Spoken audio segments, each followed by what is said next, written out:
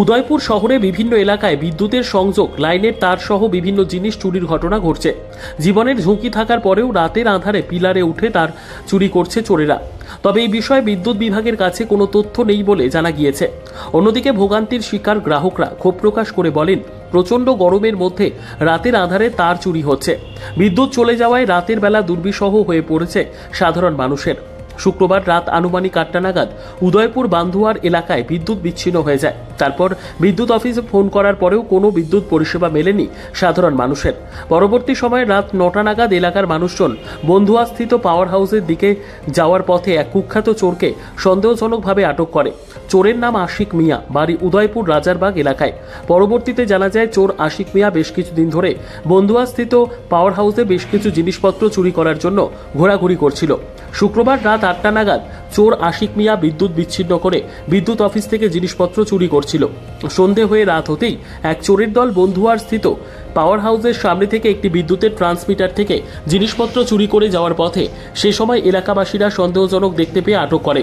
পরবর্তীতে চোর আশিক মিয়াকে এলাকাবাসীরা উত্তম মধ্যম দিয়ে রাধাকিশোরপুর থানার পুলিশের হাতে তুলে দেন। এই বিদ্যুৎ পরিষেবাকে নিয়ে প্রশাসনের কাছে ক্ষোভ প্রকাশ করেন এলাকাবাসীরা। আধা ঘন্টা খানেক আগে এখানে আমরা ক্লাবের উদ্যোগে একটা 7 সেট ক্রিকেট ছাড়ছিলাম। তো সবাই আমরা এখানে প্রস্তুতি নিতে আসি, খেলাটা শুরু করুন। এমন সময় কারেন্টটা গেছে তা আমরা তো ভাবছি প্রতিনিয়তই কারেন্ট চলে যায়। এরকম যাইলে 10 মিনিট, নাইলে 5 মিনিট, আবার কোনো 1 মিনিটের উপর আগে পড়ে। কিন্তু হঠাৎ করে সেটা দেখা যাচ্ছে আধা ঘন্টার উপরে গেছে, কিন্তু কারেন্ট এখনো আসে না। তো কিছুক্ষণ বাদে আমি বাড়িতে আসলাম, কারেন্ট গেছে, এখান থেকে গেছি বাড়িতে। তারপর কিছুক্ষণ পরে চিৎকার চেঁচামেচি শুনতেছি।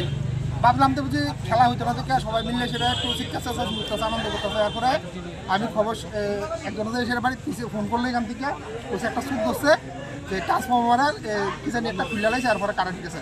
দৌড়ে এলাম, এখানে দেখলাম যে ছেলেটা জিজ্ঞাসা করলাম বাড়ি কোন জায়গা, হচ্ছে রাজারবাগ। নাম কিতা আশিক মিয়া, তার লোক আরেকটা পার্টনার আসলো যেটা আক্তার হোসেন নাকি জানি।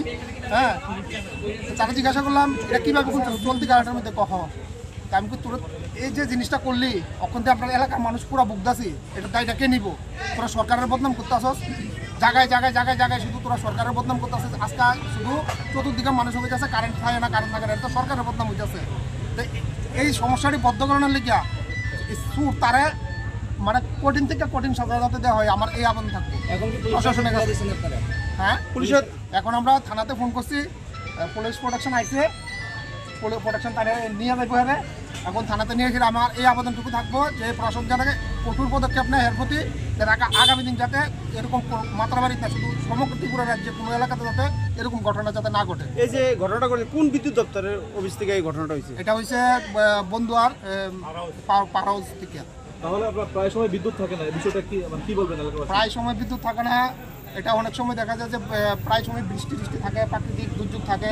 এটা অনেক সময় এরকম হয় যে প্রাকৃতিক দুর্যোগ কারণে কারেন্ট থাকে না, কিন্তু অক্ষণ তো কোনো প্রাকৃতিক দুর্যোগ নাই। অক্ষণে প্রাকৃতিক দুর্যোগ নাই, এই সময়ে কারেন্ট যাওয়ার মানে কি এটা একটা বিশাল ব্যাপার। ঠিক আছে, তো এরকম যাতায়াত না ঘটে সমগ্র ত্রিপুরা, যে এটা আপনারা আপনাদের মাধ্যমে প্রশাসনের কাছে আমরা এতটুকু আবেদন থাকবো। নিজস্ব প্রতিনিধির রিপোর্ট, দুরন্ত টিভি।